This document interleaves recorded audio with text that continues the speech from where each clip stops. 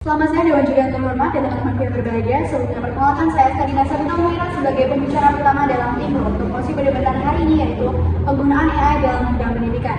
Seperti yang kita ketahui bersama Dewan Juri yang terhormat bahwa AI merupakan artificial intelligence yang dibuat oleh manusia dan digunakan pula untuk manusia.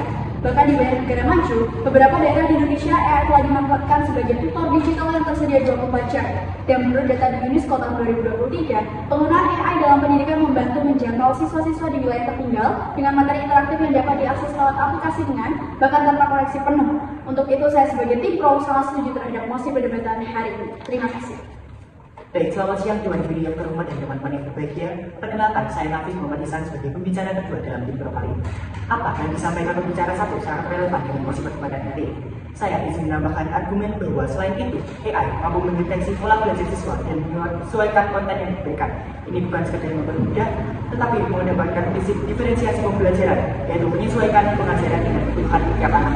Contohnya, banyak siswa merasa kesulitan memahami materi karena keterbatasan pengajar dalam memahami gaya belajar para siswa. Sedangkan dengan adanya AI dapat membantu mereka menangkap pelajaran dengan mudah.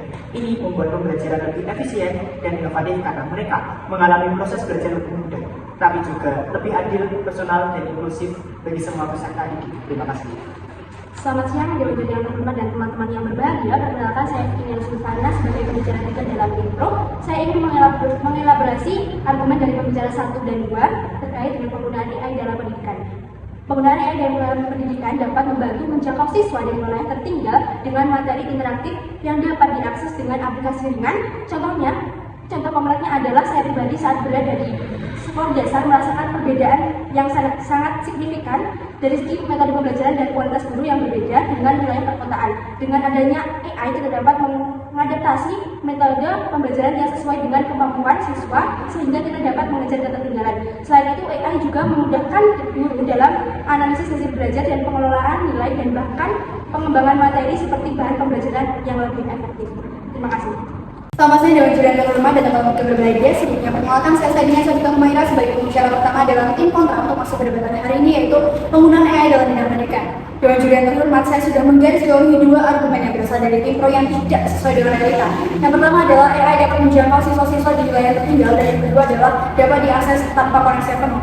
Kita ketahui bersama Dewan Juri yang terhormat, wilayah yang tertinggal di daerah ini dinamakan oleh pelosok. Nah, maka dari itu, di daerah pelosok sana mengalami gangguan sinyal yang amat sangat sulit kita jangkau. Saya tekankan di sini sangat amat sulit. Apalagi kita berada di daerah perkotaan yang sudah difasilitasi oleh koneksi yang lancar. Apabila kita kehabisan paket data di handphone kita juga merasakan kesulitan ketika kita hendak mengetikkan pertanyaan yang kita ajukan kepada AI. Maka dari itu saya amat sangat tidak setuju dengan argumen dari tim pro. Sekian, terima kasih. Baik, selamat siang Dewan Juri yang terhormat dan teman-teman yang berbahagia. Perkenalkan, saya Nafis Muhammad Ihsan sebagai pembicara kedua dalam tim kontra. Saya kontra dengan apa yang dikatakan oleh tim pro.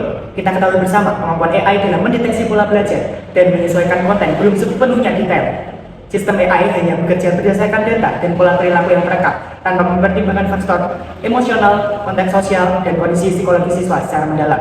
Prinsip diferensiasi pembelajaran yang dilakukan oleh AI cenderung bersifat teknis dan berbasis algoritma, bukan pendekatan manusia yang secara utuh.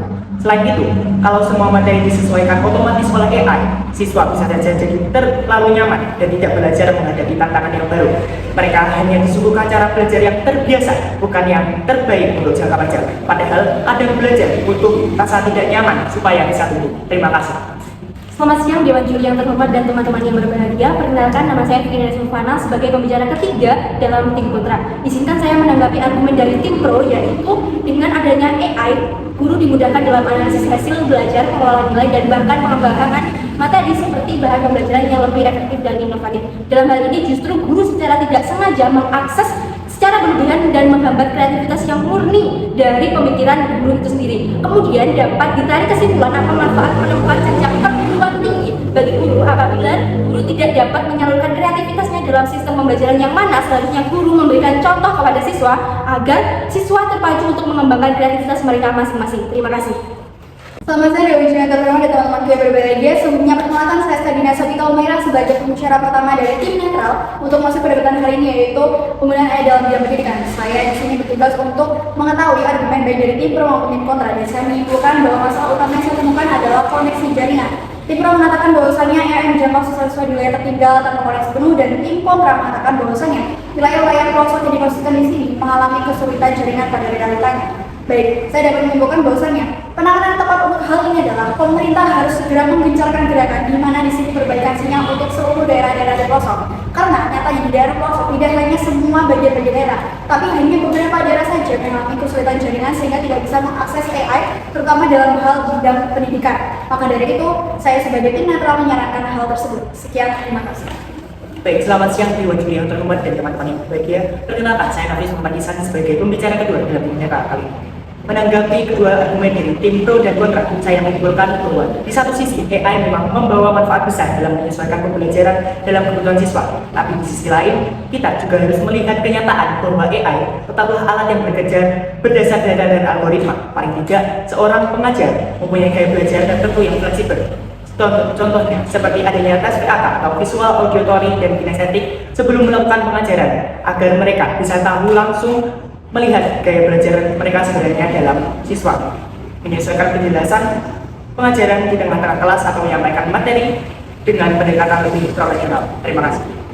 Selamat siang Dewan Juri yang terhormat dan teman-teman yang berbahagia. Perkenalkan, saya Fikri Silvana sebagai pembicara ketiga dalam tim netral. Izinkan saya menanggapi kedua argumen dari tim pro dan tim kontra terkait dengan pemanfaatan AI oleh guru dalam proses pembelajaran, pengembangan materi pembelajaran agar guru dapat dalam proses pengembangan materi pembelajaran agar guru dapat memanfaatkan AI dengan maksimal tanpa terkena dampak negatif tumpulnya kreativitas guru. Penggunaan AI dapat dibatasi dalam hal-hal penganalisan hasil belajar seperti grafik nilai siswa, dan guru bermindset bahwa AI hanya digunakan sebagai referensi untuk pengembangan materi, bukan hanya dalam tanda kutip contekan yang mengakibatkan tumpulnya kreativitas guru. Terima kasih.